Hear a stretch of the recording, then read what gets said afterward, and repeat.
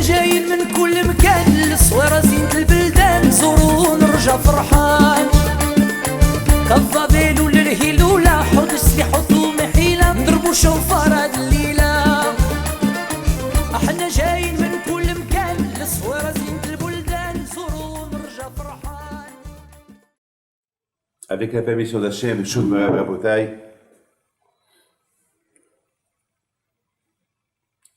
dans les parachutes que nous lisons aujourd'hui, c'est les parachutes qui nous parlent beaucoup de la construction du tabernacle et surtout, comment le Mishkan a été fait, a été construit, les ustensiles qu'il y avait dans le Beth Amikdash. Et bien sûr, la Torah, elle détaille tout. 4 parachutes que la Torah, elle écrit pour, quelque part, pour nous enseigner et nous apprendre que tout ce que Hachem il veut de nous, c'est que nous, on soit à la place du tabernacle. Ça veut dire que chacun de nous, il va être un Beth Amikdash pour Hachem.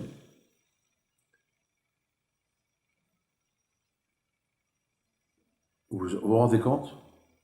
Chacun de nous, il va être le Beth Amikdash, le tabernacle pour Hachem.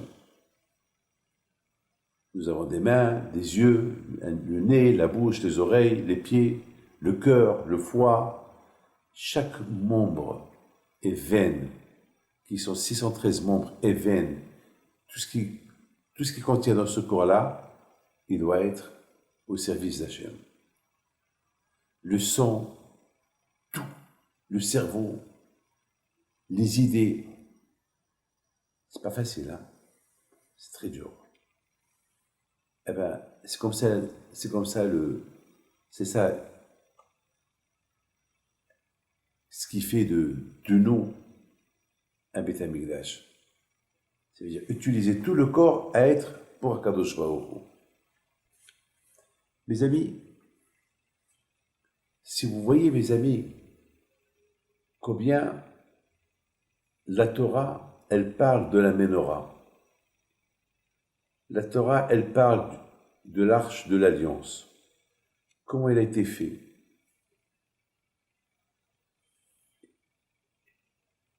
Et tout cela est écrit en détail dans la Torah.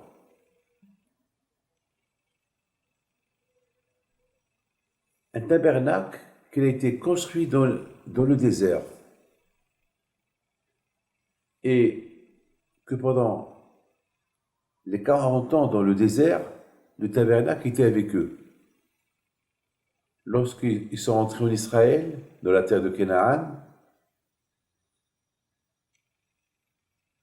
le tabernacle, ils l'ont utilisé encore jusqu'à la fin des temps du roi David. Et c'est le roi Salomon qui a construit le vrai Beth Amikdash. Alors, le Mishkan, le tabernacle, ils l'ont enterré, ils l'ont caché.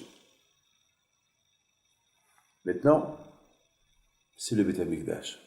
Alors la question, elle est grande. Pourquoi la Torah, elle nous parle, elle parle. Comment construire un tabernacle que finalement un jour on va l'enterrer? Pour laisser la place au vrai temple construit avec la pierre par le roi Salomon. Je ne comprends pas. Si vous lisez comment le tabernacle a été construit, avec quel tissu, quel fil, et comment, et un programme, tout ça, et des rideaux, tout ça, pour qu'un jour, on va tout enterrer.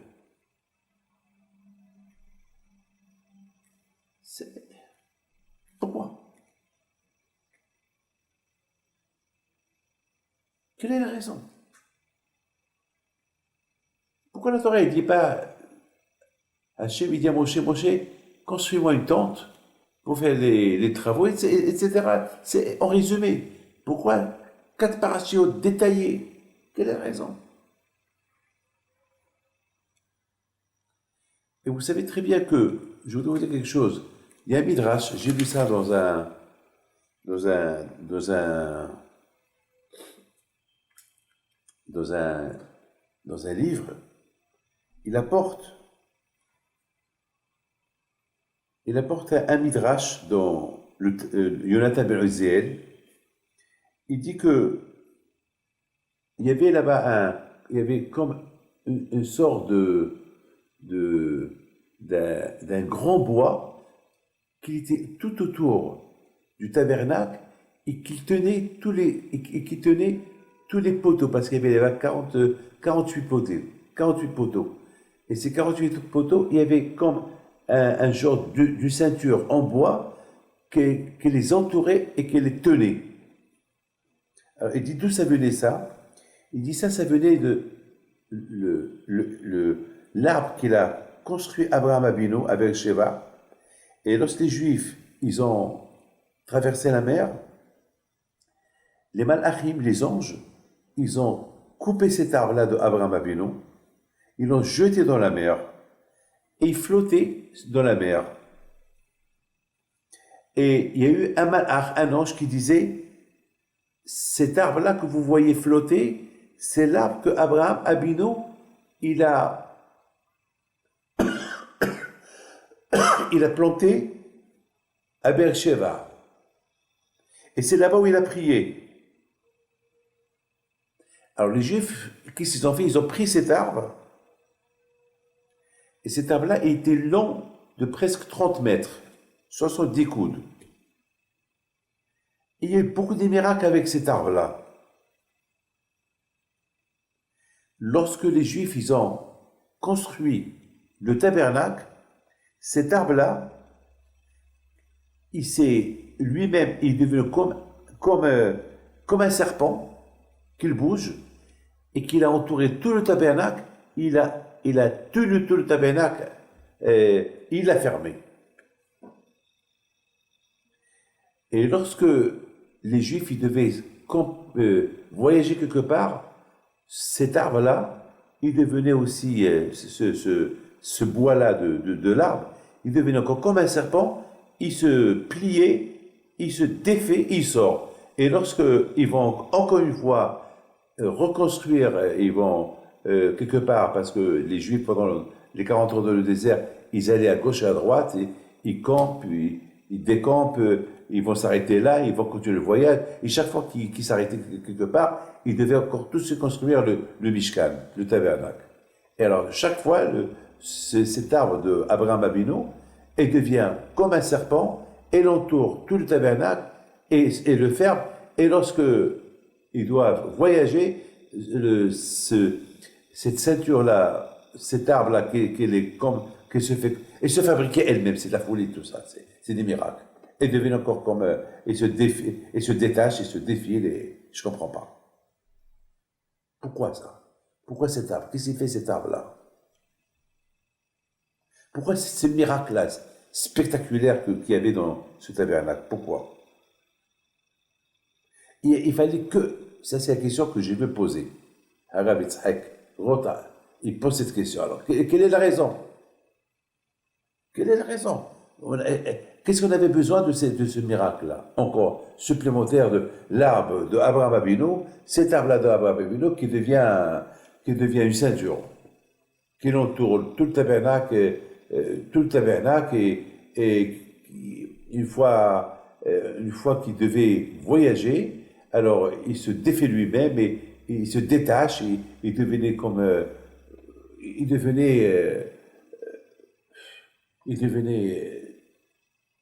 un arbre, il redevient comme un arbre, après il redevient comme un serpent, il enferme le tabernacle. C'est quoi tout ça? Mes amis, il faut savoir une chose. Abraham Abino, c'était quelqu'un qui aimait tout le monde. Abraham Abino, c'était quelqu'un que toute sa vie, il a risqué sa vie pour tout le monde. Toute sa vie, c'était la charité. Toute sa vie, c'était appeler les gens à croire en Dieu. Abraham Abino, le père de la nation, le père des nations, on l'appelait à l'époque. On l'appelait le capitaine, le capitaine du bateau. On l'appelait Avraham Goïm, le père des nations. Abraham était bon toute sa vie. C'était avec enseigner les gens qu'il y a Dieu. C'est tout. Il voulait convaincre tout le monde que tout vient d'Hachem. Les amis, Abraham Abinu alav shalom, chez lui c'était, il n'y avait pas de Rechaim chez lui, même les gens de Sodome. Lorsque Hachem a voulu anéantir, détruire les pays de Sodome et Gomorre, il a prié pour eux. Toujours la prière. Mes amis, on sait très bien que le monde il tient grâce au Hesed. Le monde il tient grâce à la bonté. On dit que Hachem il a créé le monde par le mérite d'Abraham, par le mérite d'Abraham. Parce qu'il n'y avait pas Abraham, s'il n'y avait pas des gens comme Abraham, Hachem, il va créer un monde pour qui? Pour ceux qui vont être toujours contre lui. Alors Hachem, il a vu que les descendants d'Abraham, ils vont être des gens bien, ils vont faire du Hesed, ils vont enseigner l'existence de Dieu à tout le monde. Donc Akash il a dit, par rapport à celui-là, qui s'appelle Abraham, moi je construis le monde. Bi-Barham. Akash il a créé le ciel et la terre grâce à Abraham. Mes amis, il y a beaucoup d'enseignements à apprendre d'Abraham Abinu. Surmonter les épreuves, être toujours prêt à se sacrifier pour le bon Dieu, avoir les mouna en Hachem. Ben, mes amis, le but, notre but, c'est de suivre l'exemple. On dit qu'Abraham Abinu, il était Mekaba à Kadosh Baruch Hu. Lorsqu'il a fait la Brit Mila, au moment qu'il a fait la Brit Mila à Kadosh Baruch Hu, il résidait en lui. Ben, mes amis, nos sages disent comment on peut ressembler au bon Dieu? Comment on peut suivre Hachem? C'est impossible. Hachem, Esh Ochla. Comment on dit, Hachem nous dit, il faut qu'on s'accroche à lui, il faut qu'on s'attache à lui. Mais Hachem, c'est du feu. Comment on peut s'attacher à lui? Et nos sages répondent, vraiment, on peut s'attacher à Dieu uniquement en l'imitant. On imite Hachem. Comme quand Hachem il est miséricorde, comme ça toi tu dois être miséricorde. Comme quand Hachem il est bon, toi aussi tu dois être bon. C'est comme ça. Sinon, c'est le seul moyen. Si tu veux ressembler à Dieu, si tu veux vraiment être attaché à Dieu, c'est pas les bonnes choses que le bon Dieu fait, toi tu fais, donc tu es attaché à Dieu. On voit qu'Abraham Abinu alav shalom vraiment était attaché à Dieu. À tel point que Dieu est résidé en lui. Ah, mais écoutez bien, on dit, quand je dis, faites-moi un sanctuaire et je vais résider en vous. C'est pas dans le sanctuaire, mais en vous. Alors, on a besoin de sanctuaire pour quelle raison? Si Hachem va résider en nous, alors il sert à quoi le sanctuaire? Eh bien, le sanctuaire va servir d'exemple. C'est-à-dire, de la même façon que vous me voyez que je réside dans le sanctuaire, eh bien, c'est pour résider en vous. Je veux simplement que vous voyez. Ah, maintenant, écoutez très bien. On voit les sanctuaires. À quoi on pense? Dites-moi, à quoi on pense au-dessus? On pense à cette ceinture de l'arbre de Abraham Abinu que chaque fois que au moment qu'on campe, tout de suite cet arbre-là, il devient comme un serpent, il devient comme une ceinture, et il entoure tout le tabernacle et l'enferme. Qui veut dire, pour le rappeler, l'idée de Abraham Abinu. Pour le rappeler que Abraham Abinu, c'était un sanctuaire pour Hachem. Que la raison pourquoi Hachem a résidé en lui, ben parce que il était bon, il était bien. Échelle, l'arbre. Qu'est-ce qui se passait dans cet arbre-là? Cet arbre-là, c'est là-bas où il recevait les gens. Lorsqu'il faisait chaud, il les mettait sous l'arbre. Il leur donne à manger. Il leur parle Torah. Il leur parle de Dieu. Il leur dit, fais les brachot. Jusqu'à que eux, les gens, ils se convertissaient. Lorsqu'on dit convertir, ils se convertissent de l'idolâtrie qu'ils faisaient avant. Maintenant, ils se convertissent à la croyance de Dieu.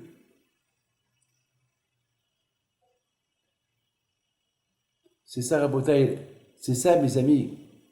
Je pense, c'est ça la raison pourquoi il y avait ce miracle-là. Parce que les gens, ils se disaient à l'époque, mais comment Hachem peut résider en moi? C'est impossible. C'est très dur d'imaginer que Dieu réside dans un homme. C'est impossible. Dieu, c'est du feu. Comment peut résider dans un homme? Comment Dieu peut résider dans un homme? C'est impossible. Eh bien, la réponse, elle est, oui, c'est possible.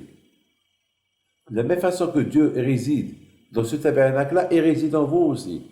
Et ce qui est la preuve d'Abraham. Voilà, Abraham, l'arbre qu'Abraham il a créé, il a planté, cet arbre-là, il représente Abraham Avinu. Abraham que lui, il était Mekaba Akadosh Baruch Hu. Abraham que Dieu résidait en lui par rapport à sa bonté. Lorsqu'un homme il est bon, eh ben Dieu réside en lui. Lorsqu'un homme il veut ressembler à Dieu, eh ben Akadosh Baruch Hu, le bon Dieu réside en lui. Alors ça veut dire Abraham, il nous sert d'exemple. Abraham, il nous sert d'exemple. Et c'est la raison pourquoi il y avait tout le temps, pendant 40 ans, dans le désert, un miracle. Ce miracle-là. Ce miracle de cet arbre d'Abraham qui devenait comme une ceinture qui se plie d'elle-même. Elle entoure tout le tabernacle. Après, elle se ferme et se détache et s'enferme. Vraiment, des miracles, c'est imposé. Tous ces miracles-là, c'est pour rappeler les Juifs, pour rappeler les Juifs de l'époque que la raison de ce tabernacle, c'est pour que Hachem il réside en vous, comme qu'il a résidé en Abraham. Et voilà la preuve. Voilà. Et pourquoi Abraham? Parce qu'Abraham, il a tout fait pour ressembler à Akadosh Baruch Hu, jusqu'à Akadosh Baruch Hu, Abraham est devenu la résidence de Akadosh Baruch Hu.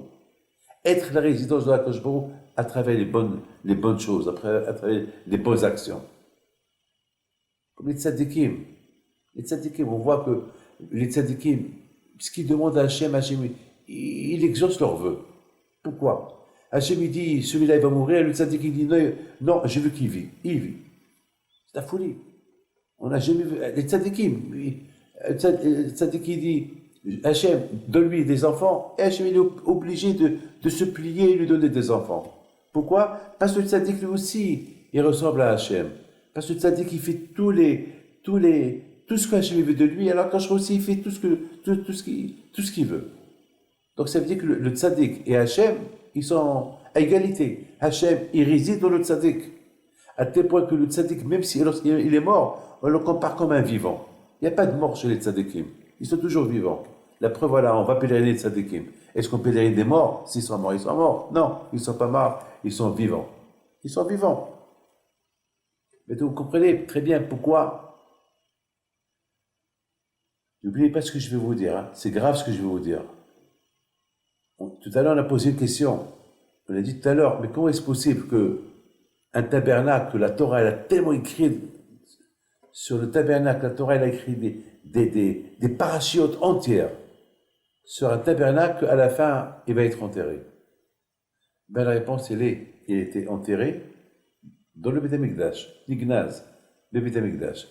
Ben, la réponse, un homme, il doit savoir, aussi grand qu'il peut être, même qu'on le compare à un tabernacle où Dieu réside en lui, il aura une fin. Un jour, il va mourir, il va être enterré. Et après, c'est la vie éternelle. Eh ben, le Beth Amikdash, il représente la vie éternelle. Et le tabernacle, il représente la vie qui n'est pas éternelle. Une vie dans ce monde-là, les plus touristes. Comme le Hafez Haïm, il avait toujours une valise à côté de la porte. Alors si on dit pourquoi tu as une valise à côté de la porte, il leur dit pour que je me rappelle que dans ce monde-là, je suis un touriste. Je ne suis pas éternel. Un jour, je suis obligé de quitter ce monde-là. C'est la folie, ça. Bon, mes amis, c'est des choses que chacun de nous doit savoir. Ne pas perdre de temps, malheureusement, dans cette vie-là. Mes amis, j'ai vu une histoire. Il y avait une fois comment ça s'appelle, deux pays qui se disputaient, les deux. Il y avait la guerre. Il n'y avait pas de fin. Il n'y avait pas de fin. Alors un jour c'est lui qui gagne la guerre, une fois c'est l'autre qui gagne la guerre, une fois c'est l'autre, une fois c'est l'autre. Puis finalement un jour, un roi il a décidé que il faut qu'on arrête, il faut qu'il y ait un terme à cette guerre-là. Il n'y a pas de gagnant. Il n'y a pas de perdant, il n'y a pas de gagnant. Donc il a lancé un appel que celui qui a une idée, comment arrêter cette guerre-là, Bechavod, une guerre, que cette guerre se termine sans que on dit qu'on a perdu, il aura une récompense. Quelle récompense? Il aura 5 minutes, pendant 5 minutes, il peut rentrer dans ses trésors et prendre tout ce qu'il veut. Vous savez, chacun est venu donner des idées, mais le roi, il a pris aucune idée. Non, ça ne lui a pas plu. Il y a un homme qui est génial, très intelligent, il vient. Et il dit au roi, tu sais, moi, ma majesté, moi j'ai une super idée pour qu'il y ait un terme à cette guerre et que le contraire, c'est toi le gagnant de cette guerre-là. Voilà. C'est toi qui vas faire. J'ai une idée que c'est toi qui vas être le gagnant de cette guerre-là. Alors le roi lui a dit, c'est quoi l'idée? Il lui a donné l'idée, le roi et son gouvernement, ils ont trouvé que l'idée est géniale. Ça, ce qu'ils ont fait, et la paix est venue. La paix est venue. Voilà. La paix est venue et sans que ça a été décrété qu'il a perdu la guerre. Au contraire, le monde entier lui a dit, tu es génial. L'idée qu'il a eue, elle était spectaculaire, qu'elle a fait la paix entre les deux nations. Maintenant, il y avait un problème. Lequel? Le problème qu'il y avait maintenant, c'est que le roi dit, ce monsieur-là, j'ai promis, je suis un roi, et j'ai promis que s'il me donne une bonne idée, il rentre 5 minutes dans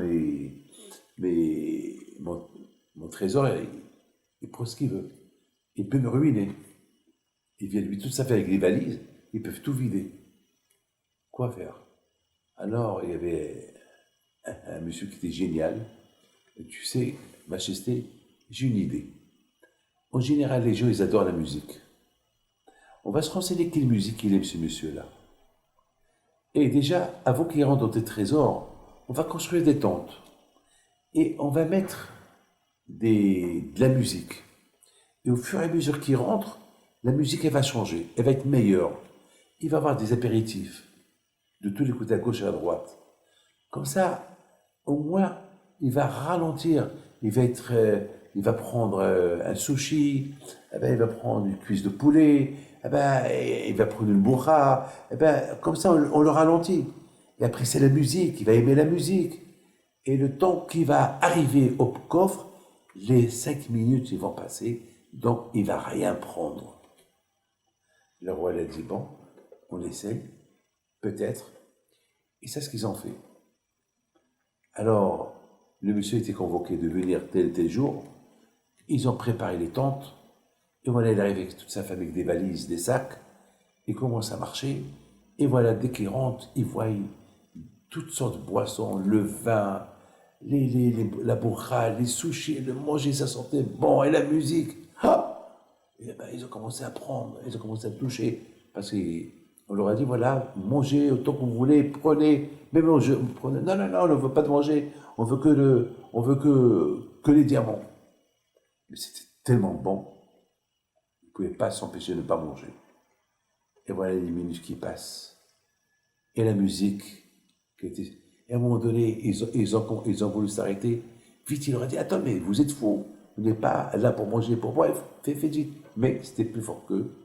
Et malheureusement, le temps qu'ils sont arrivés au coffre, les 5 minutes sont passées, Et tout de suite, la garde, ils les ont mis dehors. Mais on n'a rien pris. On vous a donné 5 minutes. Mes amis, la vie, c'est 5 minutes. Oui, mes enfants. La vie, malheureusement, c'est 5 minutes. On compare la vie à quelque... On dit chez moi, David Amel, il y a maf ketzel over. La vie d'un homme, c'est comme un ombre, c'est comme un nuage qui cache le soleil. Mais après, il passe et le soleil revient. C'est ça, la vie passe vite. Et le Yitzhara, il remplit la vie. Il empêche l'être humain à vivre la vie de Dieu. Alors, il lui apporte toutes les choses qu'il aime. Il l'occupe avec les choses qu'il aime. Les cinémas, l'argent, les vacances. Il perd la réalité, le vrai, le paradis, Gan Eden. Et la vie passe tout de suite, tellement vite. Et au moment, entre-temps, il vieillit. Et au moment qu'il arrive, le jour qu'il doit partir, il se rappelle qu'il est là uniquement pour une cause, et il a perdu la cause. Il veut retourner à la vraie raison pourquoi il est dans ce monde-là, mais c'est trop tard. On lui dit, ça y est, t'as passé ton temps. Mes amis, lorsqu'on vient dans ce monde-là, il y a une guerre. Une guerre, il n'y a pas de gagnant. Une fois, c'est le Tzara qui gagne, une fois, c'est le Tzara Tov qui gagne. Il y a toujours la guerre. Alors, beaucoup de fois, le Tzara, il a des idées. Il faut que je gagne cette guerre. Comment je gagne cette guerre? C'est je sais ce que cet homme-là, il aime. Eh bien, ce qu'il aime, c'est ce que je vais le tenter avec les choses qu'il aime. Et voilà. Et il le tente avec les choses qu'il aime. Et il perd son temps. Mes amis, Hachem, il a voulu, il nous compare comme un tabernacle où Dieu réside en lui. C'est dommage. Le bon Dieu nous a donné un temps à vivre.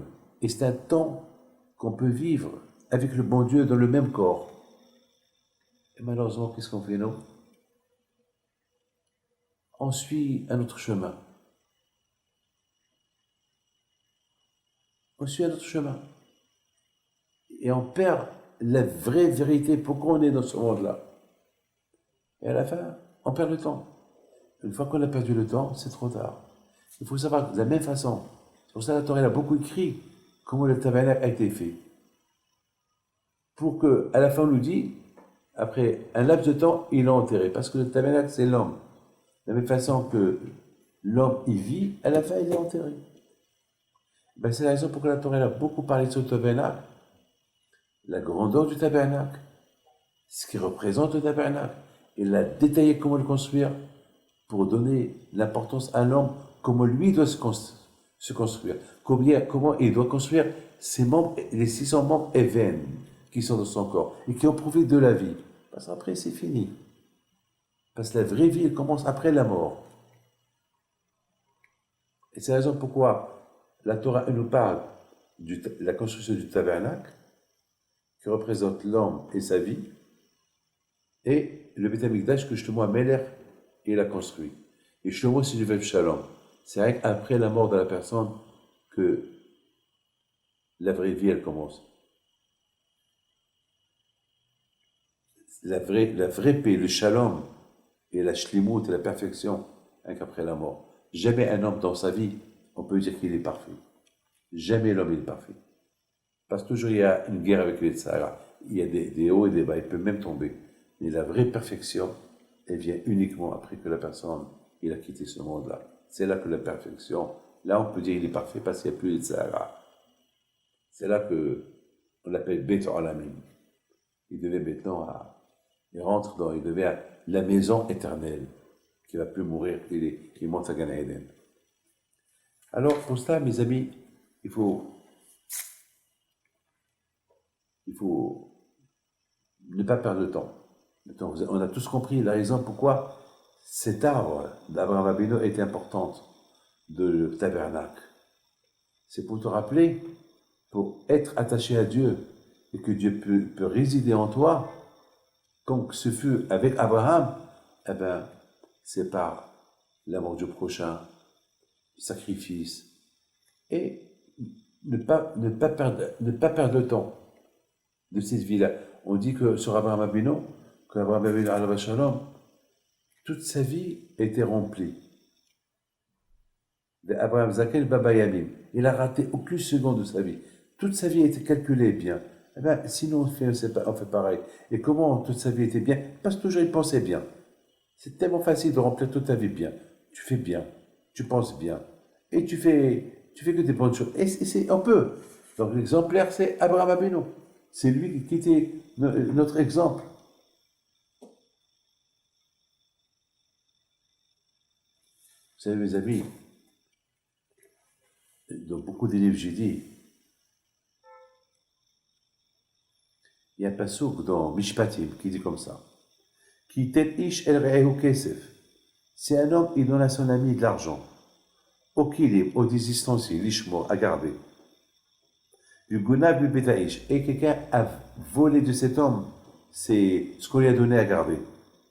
Imimatsa ganav, si on trouve le voleur, ishalem shnaim. Il faut que le voleur paye 2 fois. Imimatsa ganav, et si on ne trouve pas le ganav, si on ne trouve pas le voleur, il cave à la baït et Elohim. Il cave à la baït et il faut, on approche l'homme à Dieu. Écoutez ce que, je pense que c'est le Hatam Sofé qui dit ça, je l'ai entendu. Kitet ish, c'est quoi? Lorsqu'un homme il donne, Zéwa Kadosh Baruch Hu, il s'appelle ish. Alors ça veut dire que c'est Notel Re'eu, Kesef Ukilim. Hachem il donne à son ami l'argent au distancié. Ça veut dire, Akash Baruch Hu lui donne l'argent, il lui donne beaucoup de matériel, l'ishmor, pour les garder. Mais Akash Baruch Hu te donne l'argent, il ne te donne pas l'argent, c'est pour les manger. Ben, pour s'occuper, tu fais tzedaka avec, tu achètes le kasher avec et tout. Et à la fin, toi, au lieu que tu utilises l'argent que le bon Dieu t'a donné pour des bonnes choses, tu es en train d'aller au casino, tu joues avec, tu fais des avérotes avec, et tu fais que des mauvaises choses avec l'argent que le bon Dieu t'a donné.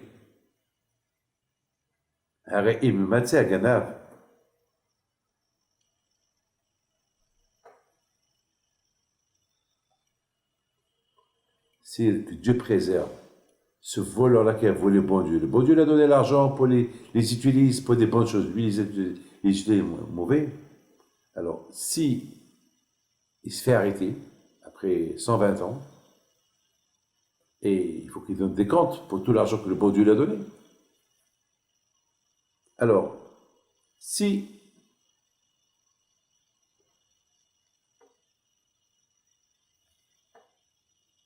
s'il n'a pas fait de teshuvah, il shalem shnaim. Il paye 2. Il paye 2 fois.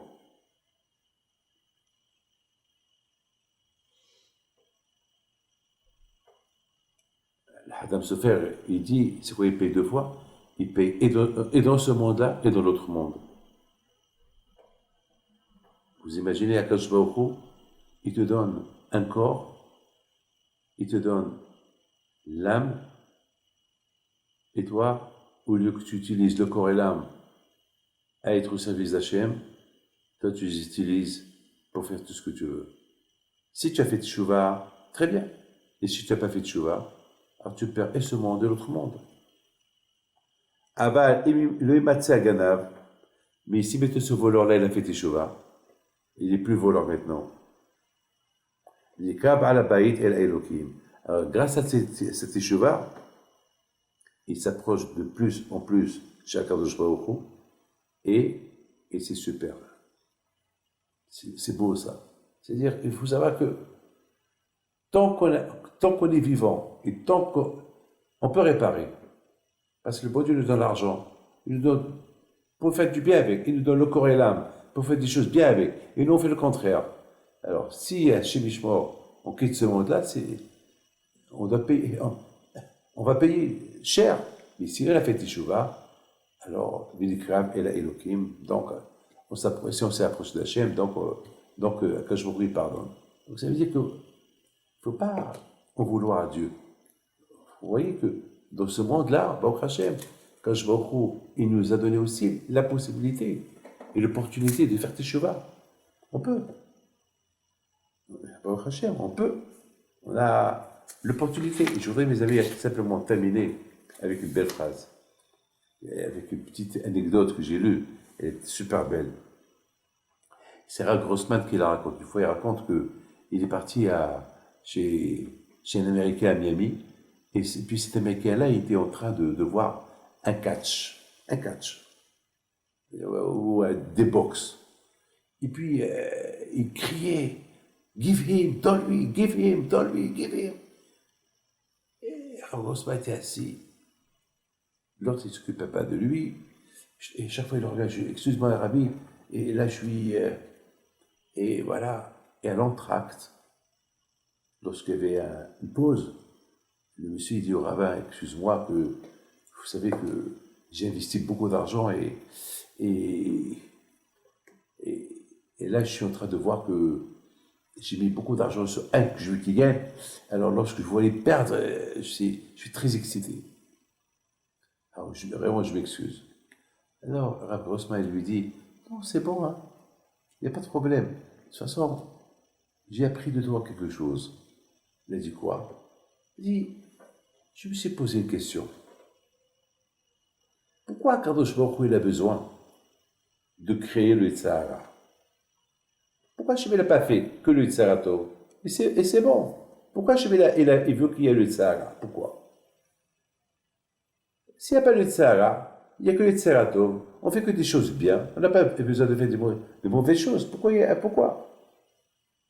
Alors, il dit, tu sais, que c'est écrit dans la Torah, que Yaakov, lorsqu'il a rencontré l'ange de Malach, ils se sont disputés tous les deux, jusqu'à que vraiment une guerre tous les deux. Parce que l'ange de Esav, il voulait vraiment combattre Yaakov, pour que Yaakov, il soit faible. Il a voulu l'affaiblir dans la émouna, dans la foi, dans la Torah. Et Yaakov, il n'a pas laissé. Yaakov, il s'est disputé avec le malach. Il s'est défendu jusqu'à que, vraiment, il s'est défendu, il ne s'est pas laissé faire, jusqu'à qu'à la fin, il a gagné. Yaakov, il a gagné.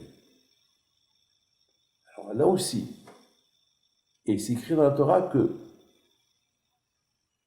lorsqu'ils sont disputés, ils sont disputés sur le sable. Et tellement que la guerre était féroce entre les deux, c'est que le sable est monté jusqu'au ciel. Alors, là aussi, il y a la question. Est-ce qu'on a besoin de cette guerre-là? Qu'est-ce que cette guerre de Yaakov et Esav? Qu'est-ce qu'elle signifie? C'est quoi le message? Le message, il est clair. Il dit à Grossman, il dit à ce monsieur-là, il dit, tu sais, il faut savoir une chose, que si maintenant, je te pose une question, lui dit, maintenant, si par exemple, on te dit qu'il y a une guerre entre deux personnes, il y a un match, un catch ou un boxe entre Cassius Clay, Mohamed Ali contre je sais pas, celui avec qui il s'est disputé, je ne peux pas dire les noms, je ne me rappelle pas. Imaginez-vous qu'on vous dit, il n'y a que Cassius Clay seul qui va se battre. Il va se battre contre qui? Pour que les gens, ils payent, ils regardent la télévision, des centaines de millions dans le monde entier pour voir ce catch-là, uniquement s'il y a deux. Mais si on veut dire le monsieur là avec qui il devait se battre, ben, il a décidé de rester à la maison. Il n'y a que Cassius Clay seul qui est là. Qui va le voir? C'est pas intéressant, quoi. Il va se battre avec lui, c'est pas intéressant. Ce qui rend intéressant un catch ou un boxe, c'est qu'il y a deux qui se battent. Alors, un, il veut que tel gagne, l'autre, il veut que tel gagne, donc c'est ça qui fait que le monde, il veut savoir, ils vont miser sur tel, l'autre, il va miser sur tel, donc il y a des milliards en jeu. Il dit, tu sais, c'est pareil. Dans le ciel, la raison pourquoi Akadosh Baruch Hu, il a voulu qu'il y ait le Tzara et le Tzaratov, parce qu'Akadosh Baruch Hu, il a un plaisir de voir comment un juif, il se bat contre un malach, contre le Tzara. Et à la fin, il le gagne. Et Akadosh Baruch Hu, il dit, give him, donne-lui, je t'aide, donne-lui. C'est la raison pourquoi l'image de Yaakov et Esav, cette guerre de Yaakov et Esav, c'est l'idée de la guerre de Tzara et de Tzarato. L'homme, le Tzara et le Tzarato, ils se disputent. Et c'est à toi. Le Tzara, il te dit, suis-moi. Le Tzarato, il te dit, suis-moi. Et à toi. Et toi de voir. Et lorsque de toi, tu commences à perdre contre le Tzarato, alors dans le ciel, ils sont déçus. Mais lorsque tu vois que tu es en train de gagner le Tzara, alors dans le ciel, ils te disent, give him, donne-lui, allez. C'est ça le plaisir. Dans le ciel, ils ont un plaisir de voir un homme qui se bat contre le Tzara. Et l'idée, on prend l'idée de Yaakov et Esav. C'est le bagarre qu'il y avait entre eux. Et à la fin, on a vu que Yaakov Abino, il ne s'est pas laissé faire, il n'a pas laissé le sage de Esav qui le bat. Mes amis, c'est ça cette belle paracha-là, très belle paracha de Picoudé. Picoudé, c'est le jour que Yaakov, que Moshe Rabbeinu, il a construit le Beth Amikdash. Qui signifie que le tabernacle, qui signifie combien l'homme il doit se travailler pour réaliser sa vraie construction de son propre Mishkan, pour que Hachem il réside en lui, et de qui il va prendre exemple de Avraham Avinu, que Hachem il a résidé en lui. Donc c'est cet arbre d'Avraham Avinu qui tenait tout le Mishkan, et signifie que lorsqu'un homme il suit le chemin et l'exemple d'Avraham Avinu, eh bien finalement il va réussir à avoir Hachem en lui. Comme Avraham Avinu, l'arbre d'Avraham Avinu qui tenait le Mishkan, il représente les bonnes choses qu'Avraham Avinu il a fait de sa vie. C'est ça qui a fait de lui que Hachem est résidé en lui. Donc si tu sais ce chemin-là, toi aussi tu deviens une résistance de Hakadosh Baruch Hu. Et sans oublier que la vie elle est courte. Tu as un chemin, un laps de temps à passer. Et après, c'est fini. Une fois que tu quittes ce monde après 120 ans, eh ben, tu deviens Bet Olamim. Shalom, Shlomo, c'est la paix. C'est pour ça qu'on dit lorsque quelqu'un quitte ce monde que Dieu repose son âme en paix. Shalom, c'est la paix. Donc, une fois que tu arrives en paix de l'autre monde, donc là-bas tu as la vraie résidence éternelle. Voilà mes amis, que le bon Dieu vous protège, je vous donne à vous tous.